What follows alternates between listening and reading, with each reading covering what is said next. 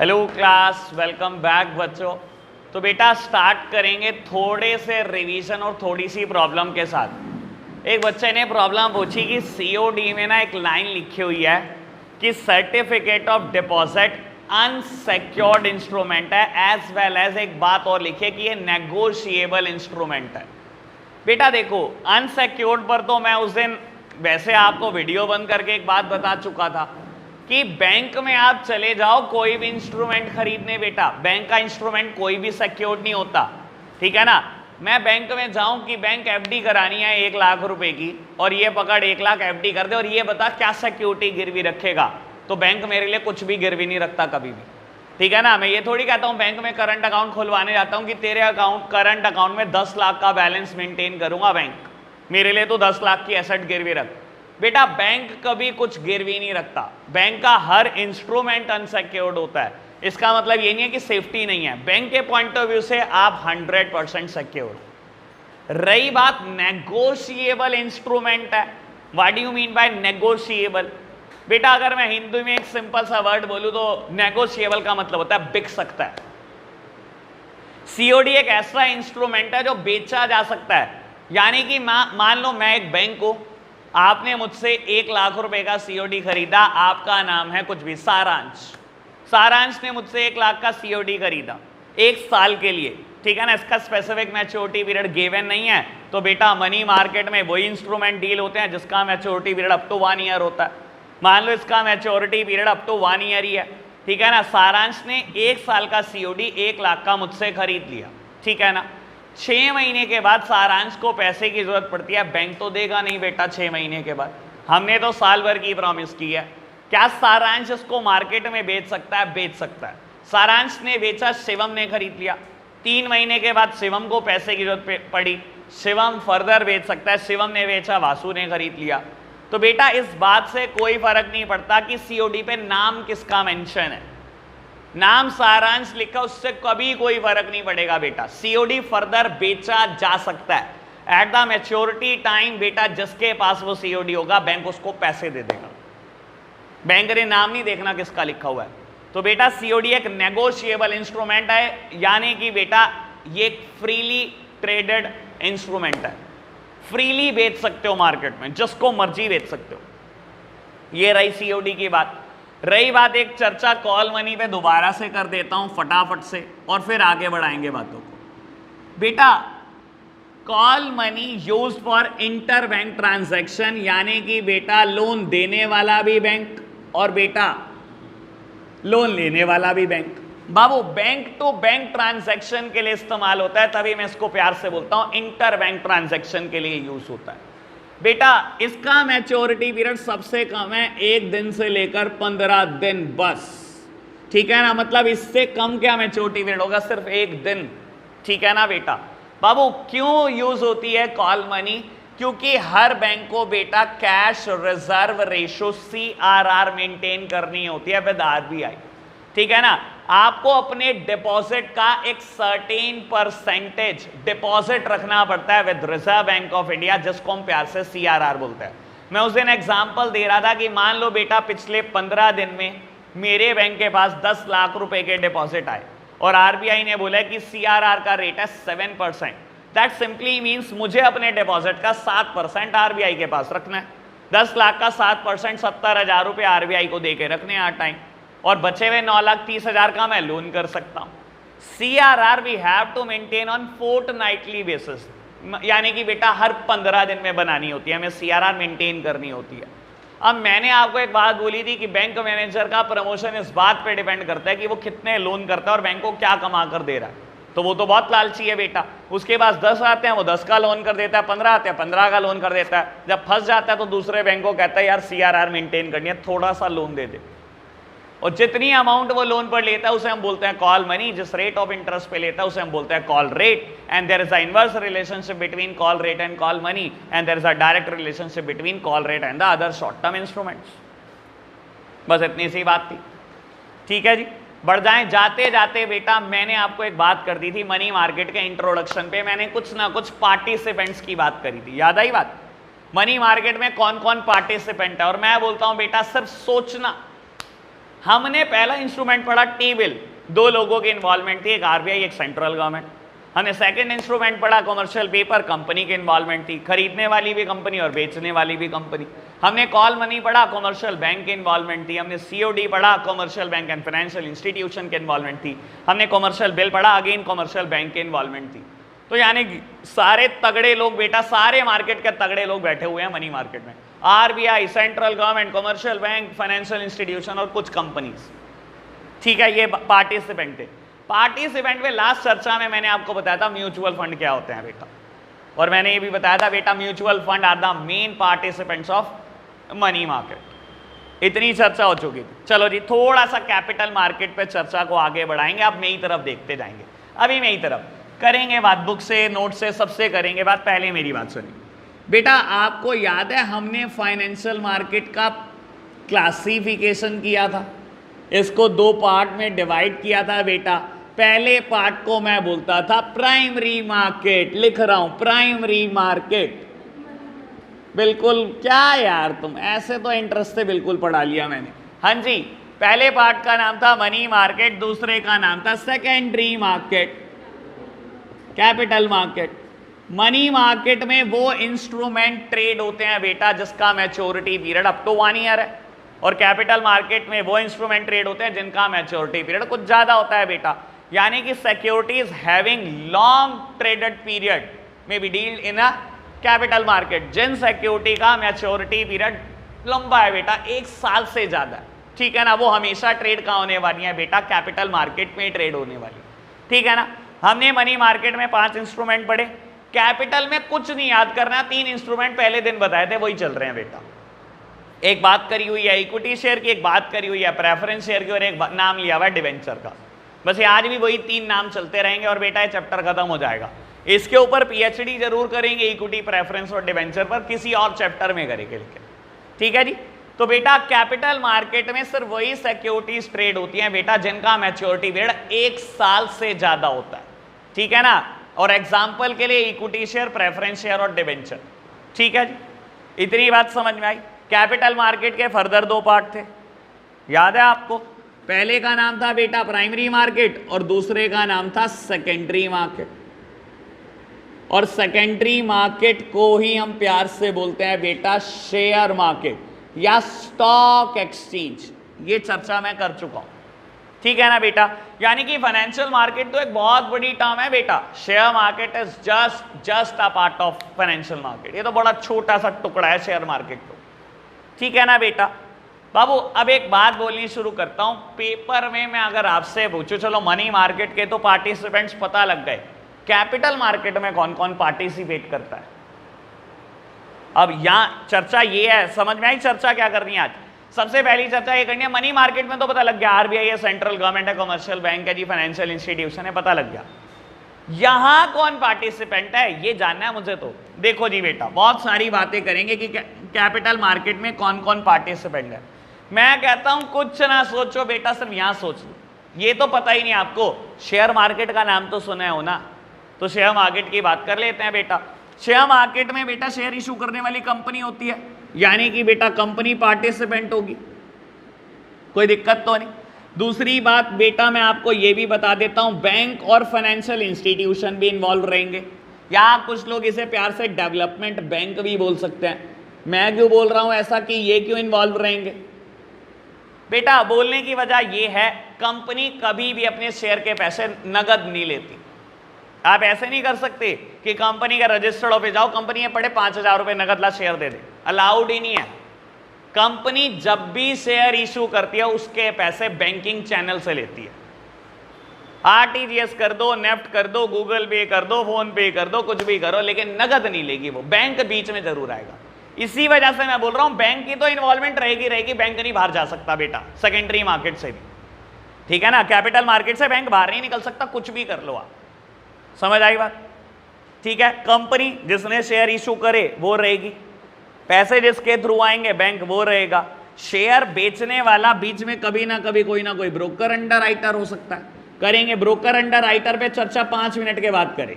लो आज की चर्चा का विषय ये है, ठीक है ना, ठीक है ना बेटा। कंपनी कभी भी जनरली ऐसा नहीं होता हर बार शेयर अपने डायरेक्टली बेच रही है बेटा, बीच में कोई ना कोई ब्रोकर या अंडर राइटर होता है जो शेयर बिकवा रहा होता है। चलो पहले ब्रोकर अंडर राइटर की बात करता हूं, फिर आगे बढ़ाता हूं कहानी को।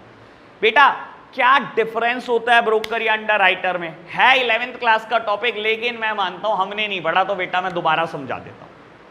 मान लो मेरी कंपनी है बेटा जिसके 1 लाख शेयर हैं, ठीक है। आज मैं शेयर बेचना चाहता हूं मार्केट में। मेरे लिए मुश्किल है बेटा दुनिया के कोने कोने में जाकर शेयर बेचना, कंपनी के पास और बड़े काम धंधे हैं बेटा। मैंने क्या करा, 3 पर्सन को ब्रोकर अपॉइंट करा। मैंने कहा जी आप बेच दो शेयर। उन्होंने कहा ठीक है हम बेच देंगे। मिस्टर ए एक ब्रोकर है, बी एक ब्रोकर है और सी एक ब्रोकर है। ए ने कहा लाओ 30,000 शेयर मैं बेचूंगा। मैंने कहा ये पकड़ 30,000 जा बेच। बी ने कहा 30 मैं बेचूंगा। मैंने कहा 30,000 शेयर तू पकड़ तू बेच। सी आया कहता है 40,000 शेयर मैं बेचूंगा। मैंने कहा 40 तू पकड़ ले तू बेच ले 40,000। अब बेटा ये तीनों बेचने गए मार्केट में, ए बेचने गया, बी बेचने गया, सी बेचने गया। ए वापस आया कहता है सर 29,000 शेयर बिके। मैंने कहा कोई दिक्कत नहीं, लाओ 29,000 के पैसे दे।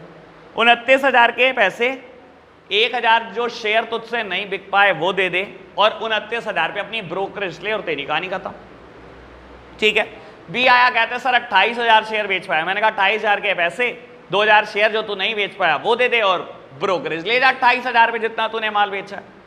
सी आया कहता है 37,000 शेयर बेच पाया 40 में से। मैंने कहा ला 37 के पैसे 3,000 शेयर जो तू नहीं बेच पाया और 37,000 पे अपनी ब्रोकरेज चलता बा।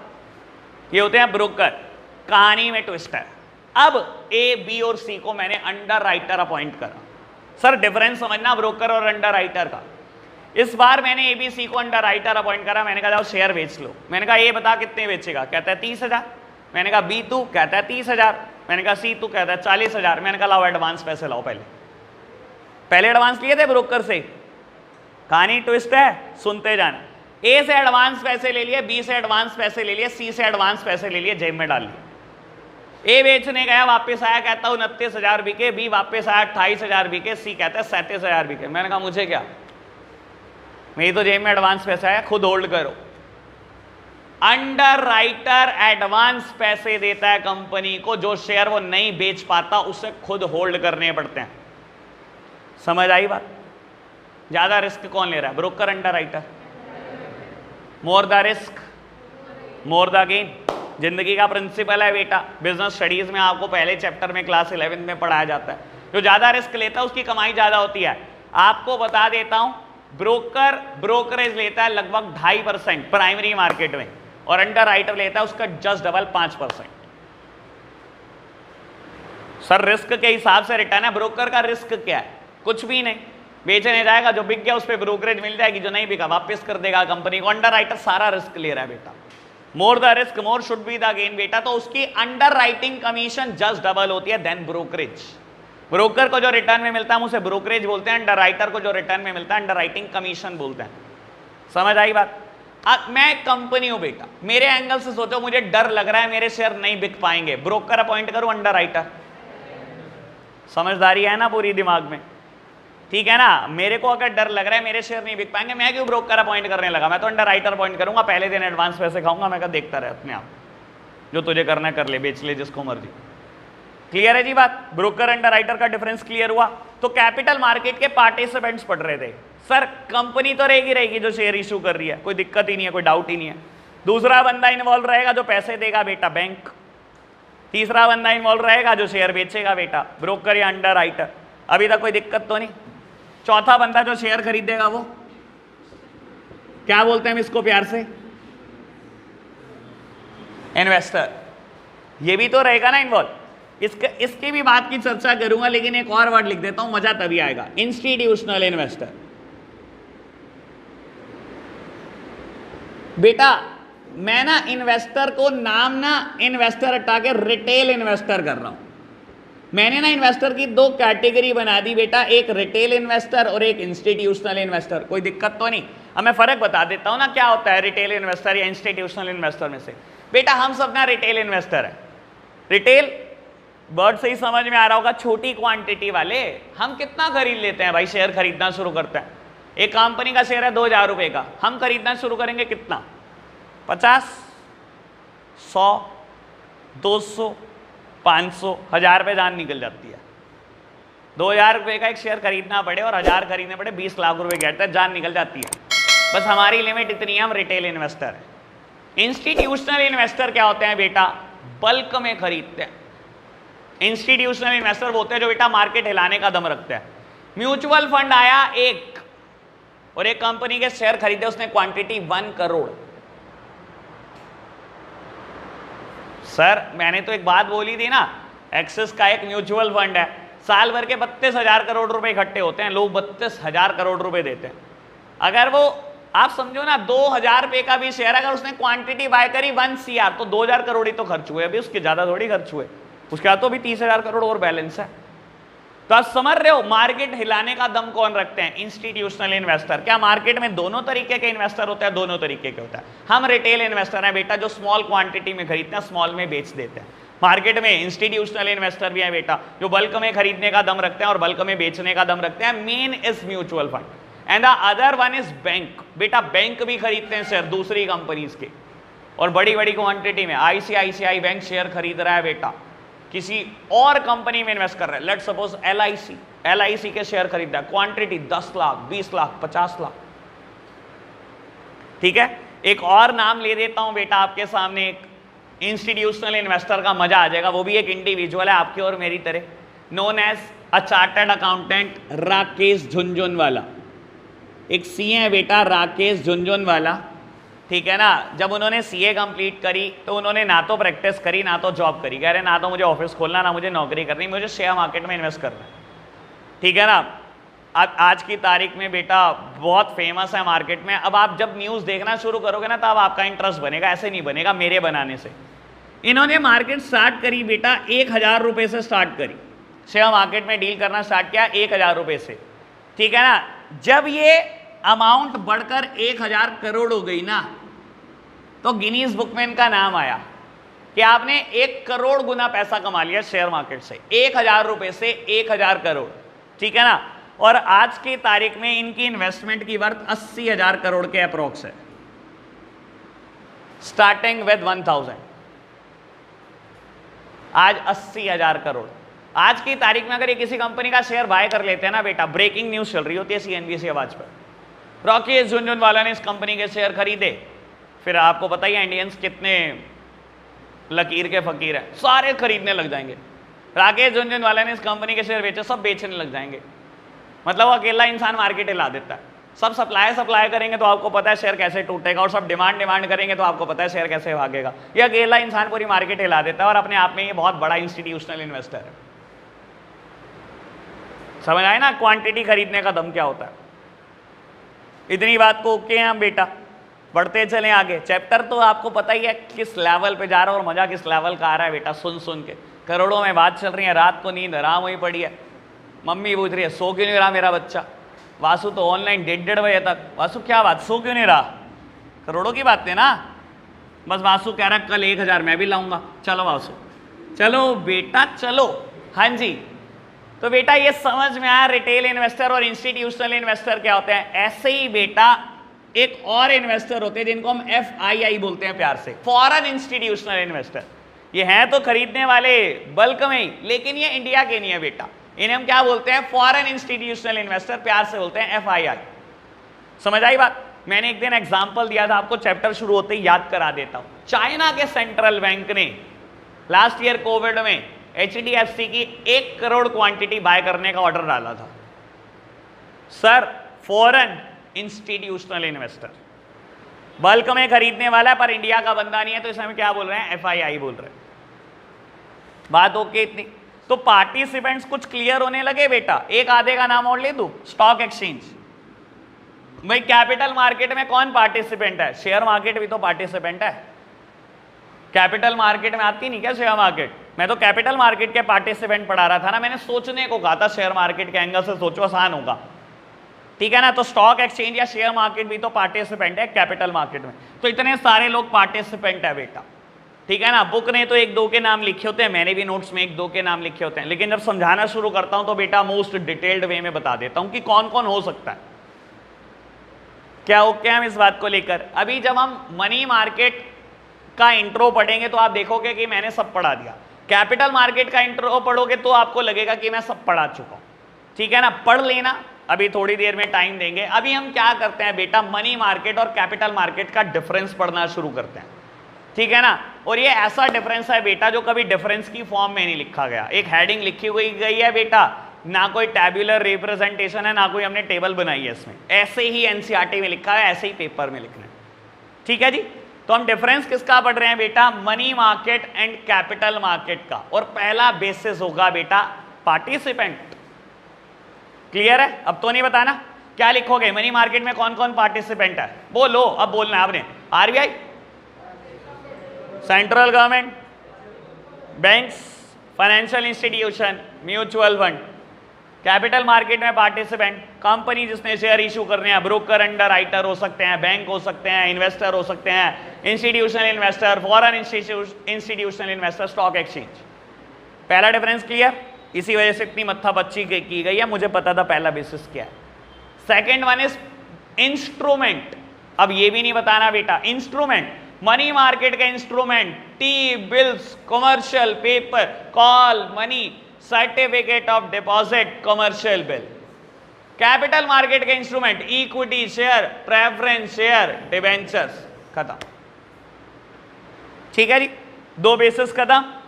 ठीक है, तीसरा बेसिस इन्वेस्टमेंट आउटले।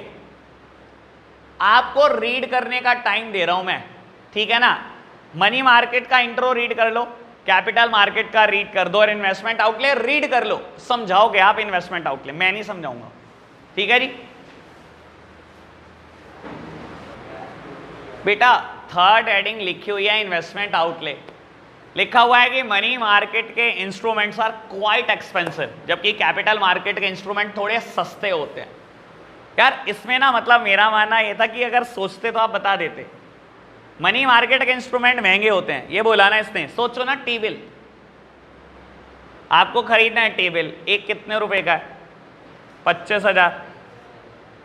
एक 25,000 का है। अगर टी बिल खरीदना है तो मनी मार्केट के इंस्ट्रूमेंट महंगे दिखाई दे रहे हैं, ठीक है ना। कहता है कैपिटल मार्केट के इंस्ट्रूमेंट थोड़े सस्ते होते हैं।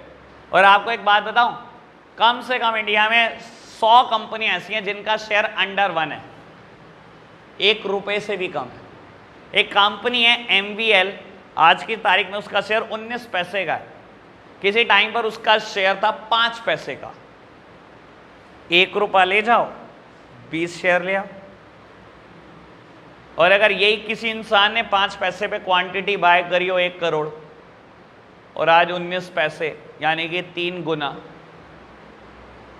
छोड़ो छुट्टी ट्यूशन की, अब MVL के शेयर खरीद देंगे। सर एक काम करना, बैच खत्म होते ही डालना शेयर प्राइस अंडर ₹1। गूगल पर बस इतना लिख देना, कितनी कंपनी का नाम आएगा अगर मुझे ये जरूर बताना। खैर आप जो बड़ी फेमस कंपनियां समझते हो उनके भी शेयर के दाम थोड़े से बातें कर लेते हैं बेटा। एक टी बिल खरीदने चले जाऊं तो 25,000 रुपए का है। रिलायंस कम्युनिकेशन, आरकॉम, आज डाल के देखना प्राइस 4.5 रुपए। रिलायंस कम्युनिकेशन का शेयर 4.5 रुपए का है। और आपको बता देता हूं इसने 100% की ग्रोथ करी है पिछले हफ्ते, यानी कि 2.25 रुपए का था बेटा पिछले हफ्ते, 4.5 का हो गया। क्योंकि वही अनिल अंबानी के ऊपर कुछ केसेस वो लगभग कगार पे खाली हो चुका है। इस वजह से रिलायंस कम्युनिकेशन पूरी टूट गई थी। मुकेश अंबानी के हिस्से में रिलायंस इंडस्ट्रीज है, ठीक है ना। रिलायंस कम्युनिकेशन अनिल अंबानी के हिस्से आई थी बेटा। अरे बहुत ऊंचा शेयर था, बहुत टूटा है ये तो, 2.25 रुपये आ गया था। लास्ट वीक में 100% की ग्रोथ है। समझदार। वी, जिसको आज की तारीख में हम वोडाफोन आइडिया बोलते हैं, 10 रुपये का शेयर है। तो आप सोचो ना बेटा कि कैपिटल मार्केट में तो बहुत सस्ते इंस्ट्रूमेंट हैं। ये तो कंपनियां आपने सुनी हुई हैं जिनके मैं बातें कर रहा हूं बेटा। तो मनी मार्केट तो इस सेंस में बहुत महंगी है भाई। वहां पर इन्वेस्टमेंट आउटले बहुत ज्यादा है। आउटले मतलब आउटफ्लो। अगर मैं इन्वेस्टमेंट करने लग जाऊं तो जेब से बहुत पैसे चले जाते हैं। एक टी बिल 25,000 का, ठीक है ना बेटा। और यहां पर इंस्ट्रूमेंट बहुत सस्ते हैं। ये था थर्ड बेसिस ऑफ डिफरेंस। बात clear. Fourth one is duration. बेटा मनी मार्केट में ड्यूरेशन बहुत शॉर्ट टर्म है, क्योंकि ज्यादा से ज्यादा 1 साल, ठीक है ना। यहां ड्यूरेशन मीडियम टर्म और लॉन्ग टर्म है। मीडियम टर्म क्या होता है? जो 1 से 5 साल के होते हैं, और 5 साल से ज्यादा वालों को हम लॉन्ग टर्म सिक्योरिटीज बोलते हैं। और आपको पता ही है ना बेटा, डिबेंचर 5 साल से ज्यादा के लिए, प्रेफरेंस 5 साल से ज्यादा के लिए, और इक्विटी के पैसे कंपनी जिंदगी में नहीं देती। तो बेटा वहां पर ड्यूरेशन मीडियम टर्म और लॉन्ग टर्म, और मनी मार्केट में बेटा शॉर्ट टर्म। कोई दिक्कत ही नहीं बेटा, बढ़ते चलो आगे। Fifth one is liquidity. बेटा money market is highly liquid. Liquid का मतलब क्या है बेटा? Convertibility into cash. आज आप सिक्योरिटी खरीद लो, ज्यादा से ज्यादा 1 साल में तो कैश मिल ही जाएगा आपका। आज आप टी बिल खरीद लो, ज्यादा से ज्यादा 1 साल। मैं सोचता हूं कॉल मनी सोचो ना, आज एक बैंक कॉल मनी ले ले बेटा, दूसरा बैंक को सोचे लिक्विडिटी कितनी है भाई, लिक्विडिटी है, हो सकता है अगले दिन ही पैसा वापस आ जाए, क्योंकि उसका मैच्योरिटी पीरियड सिर्फ 1 दिन से 15 दिन है। तो money market is highly liquid, आपकी सिक्योरिटी बहुत जल्दी जल्दी कैश में कन्वर्ट हो जाती है बेटा। और बेटा liquidity is restricted in case of capital market. Liquidity बेटा कैपिटल मार्केट के केस में रेस्ट्रिक्टेड होती है। क्यों बेटा? 5 साल में पैसा मिलेगा, 10 साल में पैसा मिलेगा, 20 साल में पैसा मिलेगा। डिबेंचर का पैसा 20-20 साल में मिलता है, मैक्सिमम टेन्योर इज 20 ईयर। बात क्लियर? तो liquidity is restricted in case of capital market. ठीक है जी, 5 बातें हो गई। 6th one and 7th one बहुत बढ़िया है और एक दूसरे से लिंक्ड है बेटा। तो बेटा 6 की एडिंग होगी शायद सेफ्टी, और 7th वन की एक्सपेक्टेड रिटर्न। ठीक है जी, तो पहले बात करते हैं सेफ्टी की। बेटा money market is safer in case of principal amount as well as in case of return, आप बोल सकते हो। बेटा प्रिंसिपल और रिटर्न दोनों की सेफ्टी है मनी मार्केट में। आप सोचो ना बेटा, आप सेंट्रल गवर्नमेंट की सिक्योरिटी खरीद रहे हो, टेबल, भाग जाएगी सेंट्रल गवर्नमेंट? कोई दिक्कत हो जाएगी सेंट्रल गवर्नमेंट को? नहीं भाई, पैसा पूरा आएगा, प्रिंसिपल तो आएगा, ब्याज साथ में आएगी, रिटर्न भी आएगी। तो बेटा मनी मार्केट में ज्यादा सेफ्टी है, प्रिंसिपल अमाउंट की भी और बात कर लो आप रिटर्न की भी, क्योंकि कॉमर्शियल बैंक की इन्वॉल्वमेंट है, फाइनेंशियल इंस्टीट्यूशन की, आरबीआई, सेंट्रल गवर्नमेंट के, कोई भागने वाले लोग नहीं है, ये आपका पैसा पूरा देते हैं बेटा। आप खुद सोचो, मैं आज एक बैंक की एफडी कराता हूं, मुझे कभी डर होता है बैंक भाग जाएगा? सर आरबीआई के होते हैं, मुझे कोई डर नहीं है कि कोई भाग जाएगा, क्योंकि बेटा सेफ्टी है, इसी वजह से रिटर्न इतनी कम है। Sir more the risk more the gain, less the risk less the gain. आप रिस्क कहां लेते हो? बैंक में एफडी कराते टाइम कोई रिस्क होता है आपके पास? नहीं होता, तभी तो 5% मिलता है, लिए जाओ, खुश हो ही जाओ। और बेटा कैपिटल मार्केट, यहां पर कोई सेफ्टी है नहीं, ये यहां रिस्क बहुत है, यहां प्रिंसिपल का भी नहीं पता वापस आएगा कि नहीं।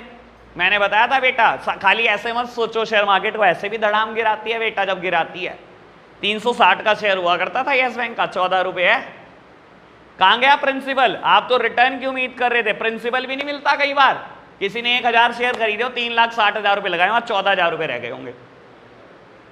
तो बेटा अपने प्रिंसिपल अमाउंट की श्योरिटी नहीं होती, रिटर्न किसने देखी? तो बेटा मनी मार्केट सेफर है, इसीलिए रिटर्न कम है, less the risk less the return. ये सेफर नहीं है बेटा, ये रिस्की है, और जब रिस्क है तो इश्क है।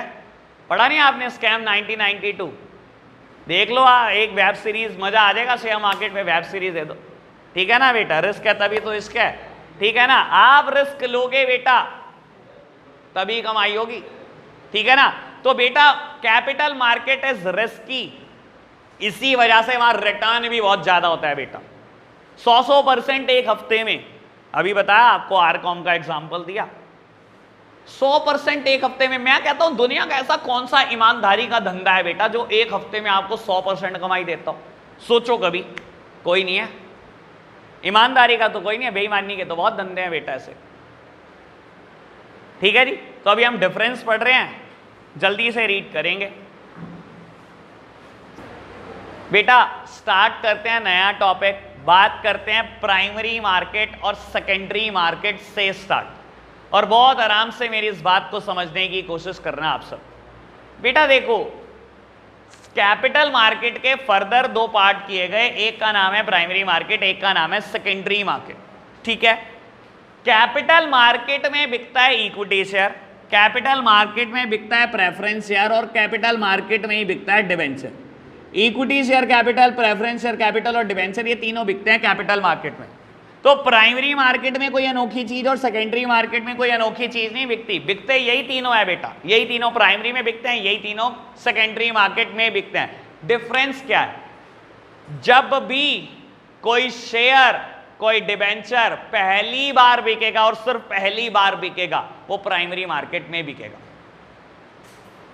जब भी वो बेटा पुराना हो जाएगा और दूसरी बार बिकेगा, यानी कि सेकेंड हैंड सिक्योरिटी हो जाएगी और सेकेंड हैंड बिकेगी तो वो हमेशा स्टॉक एक्सचेंज में बिकेगी। सुन लो बेटा काम की बात। प्राइमरी मार्केट का ना दूसरा नाम होता है न्यू इशू मार्केट। नाम से देखो ना कितना प्यारा नाम, न्यू इशू मार्केट, ठीक है ना। मैं तो कह रहा हूं वंश निकनेम रख ले अपने घर का, न्यू इशू, कितना प्यारा नाम। बेटा जब भी कोई इक्विटी शेयर, जब भी कोई प्रेफरेंस शेयर और जब भी कोई डिवेंचर पहली और सिर्फ पहली बार बिकता है बेटा, वो कहां बिकता है? पहली बार प्राइमरी मार्केट में बिकता है। और जब भी वो पुराना होकर बिकता है, कहां बिकता है बेटा? दूसरी बार बिकता है। कहां बिकता है बेटा? उसके बाद पूरी जिंदगी बेटा वो स्टॉक एक्सचेंज सेकेंडरी मार्केट में बिकता है।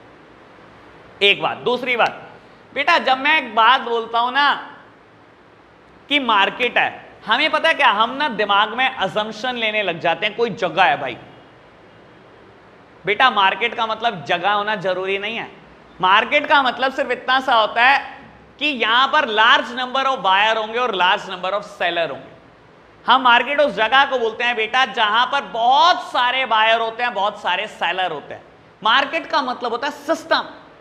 जरूरी नहीं है कोई लोकेशन ही होगी बेटा, कोई चार दीवारी होगी बेटा, हम उसी को मार्केट बोल सकते हैं।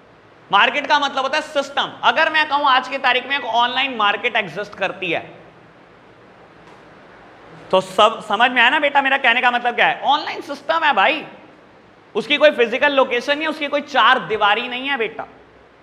समझ आए ना? मार्केट का मतलब बस ये ध्यान रखना ताकि आपको टेंशन ना हो आगे जाकर, वरना आप सोचते हो चार दीवारी मार्केट को। ठीक है नहीं? बात समझ में आई? प्राइमरी मार्केट का मैंने एक डिफरेंस बताया, सॉरी प्राइमरी और सेकेंडरी में एक डिफरेंस बताया कि प्राइमरी का दूसरा नाम होता है new issue market, new issue market, और इसका दूसरा नाम होता है आपको पता ही है बेटा, शेयर मार्केट या स्टॉक एक्सचेंज। पहला डिफरेंस। दूसरा डिफरेंस बेटा, यहां सिर्फ नई सिक्योरिटीज बेची जाती हैं, नए शेयर नए डिबेंचर्स बेचे जाते हैं, जबकि बेटा सेकेंड हैंड बेचे जाते हैं सेकेंडरी मार्केट में, स्टॉक एक्सचेंज में बेचे जाते हैं। ठीक है। तीसरा डिफरेंस, प्राइमरी मार्केट में ब्रोकर या अंडरराइटर की इन्वॉल्वमेंट कंपलसरी नहीं है। यहां हो सकता है ब्रोकर अंडरराइटर हो सकता है नहीं भी हो प्राइमरी मार्केट में। सेकेंडरी मार्केट, शेयर मार्केट और स्टॉक एक्सचेंज में क्या होगा बेटा? Even you or PM Modi या किसी भी देश के पीएम क्यों ना हो बेटा, ठीक है ना, ये मोदी जी और मेरे में सिमिलैरिटी है बेटा कि हम सेकेंडरी मार्केट में बिना ब्रोकर के बाय नहीं कर सकते।